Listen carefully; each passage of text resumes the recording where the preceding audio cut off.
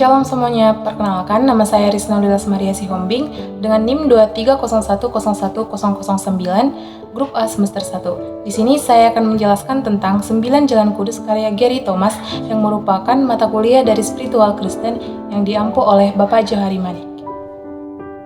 Memerhati, mengasihi Allah dan sesama manusia saling terkait dalam banyak ajaran agama dan filosofi kehidupan. Mengasihi Allah tidak hanya tentang pengabdian dan ibadah kepadanya, tetapi juga mencakup cara kita bersikap dan berinteraksi dengan sesama manusia. Dalam banyak tradisi agama, diyakini bahwa mencintai Allah juga berarti mencintai ciptaannya, termasuk sesama manusia. Mengasihi Allah melalui mengasihi sesama manusia, menunjukkan rasa hormat, empati, dan kepedulian terhadap makhluknya.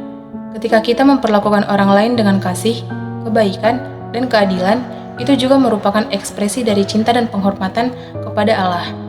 Banyak ajaran agama menekankan bahwa pelayanan kepada sesama manusia adalah bentuk pelayanan kepada Tuhan. Pentingnya mengasihi sesama manusia sebagai bagian dari penghormatan kepada Allah juga tercermin dalam konsep keadilan sosial, pembagian rezeki, dan perlakuan yang adil terhadap semua orang. Dalam mengasihi sesama manusia, kita juga membangun hubungan yang lebih baik dengan Allah, karena kita menjalankan ajarannya untuk berbuat baik kepada yang lain.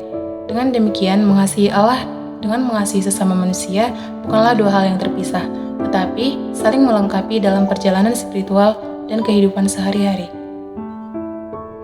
Orang yang menganut tipe pemerhati dalam konsep 9 jalan menuju kudus sering memiliki sejumlah kelebihan yang memperkaya kehidupan mereka dan memberikan dampak positif pada lingkungan sekitar.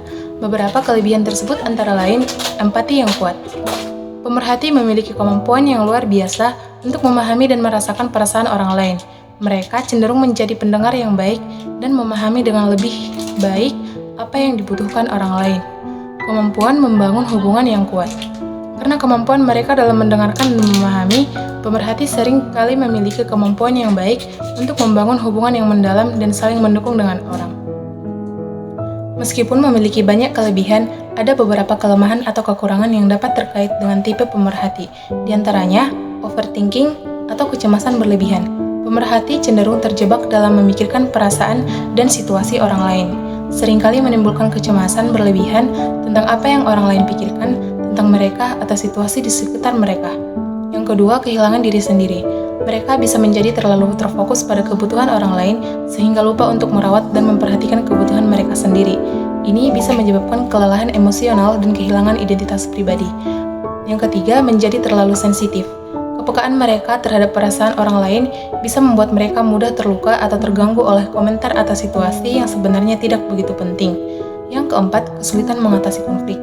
Pemerhati sering kesulitan mengatasi konflik karena mereka sudah tergantung dengan orang lain. Maka dari itu, alasan saya memilih tipe pemerhati karena saya merasa sangat dekat dengan Tuhan saat saya melihat Dia di dalam diri orang-orang yang berkekurangan. Di sini, saya akan dituntut untuk mengasihi mereka dan memberikan bantuan bagi mereka. Melayani dan memperhatikan mereka adalah menjadi saluran kasih dan sangat menarik bagi saya. Nats Alkitab yang menyokong ajaran untuk mengasihi Allah dan juga sesama manusia banyak terdapat di berbagai bagian kitab suci. Salah satu ayat yang sering dikutip terkait hal ini terdapat dalam Injil Matius dalam Perjanjian Baru, yaitu Matius 22 ayat 37-40. Di sana, Yesus mengatakan, "Kasihilah Tuhan Allahmu dengan segenap hatimu dan dengan segenap jiwamu dan dengan segenap akal budimu." Itulah hukum yang terutama dan yang pertama. Tetapi yang kedua sama dengan itu, ialah kasihilah sesamamu manusia seperti dirimu sendiri. Pada kedua hukum ini, bergantunglah seluruh hukum Taurat dan kitab para nabi. Ayat ini secara jelas menyatakan bahwa mengasihi Allah dengan sepenuh hati adalah hukum utama, tetapi mengasihi sesama manusia seperti diri sendiri juga merupakan bagian yang sama pentingnya dalam ajaran agama Kristen. Menurut ajaran ini, kedua perintah tersebut saling melengkapi dan membentuk dasar bagi seluruh hukum dan ajaran dalam Alkitab. Adapun tokoh Alkitab yang memiliki sifat pemerhati yang dapat kita teladani dalam kehidupan kita sehari-hari yaitu Mordekai, Maria, Yesus, dan masih banyak lagi tokoh Alkitab lainnya. Dalam mengakhiri perjalanan kita menggali makna sebagai pemerhati dan pecinta Allah, marilah kita bersama-sama membiarkan cinta dan kebaikan yang kita tanam tumbuh, bukan hanya dalam hubungan kita dengan Sang Pencipta, tetapi juga dalam setiap interaksi kita dengan sesama manusia. Semoga cinta kita kepada Allah tercermin dalam cara kita mengasihi dan membantu sesama.